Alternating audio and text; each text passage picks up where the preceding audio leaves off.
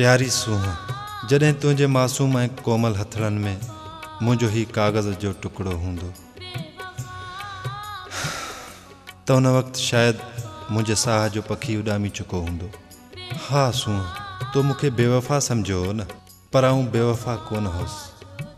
तूं नथे ॼातो त मूंखे ब्लड कैंसर हो ऐं मूं तुंहिंजे ख़ूबसूरत ज़िंदगीअ में अची तुंहिंजे ख़ुशियुनि खे तोखां धार करणु नथे चाहियो। इन ये करे ई तोसां न चाहींदे बि बेरुखी अख़्तियार कयमि त जीअं तुंहिंजी मूं तां दिलि हटी वञे ऐं तुंहिंजी ज़िंदगी बर्बादु थियण खां बची वञे।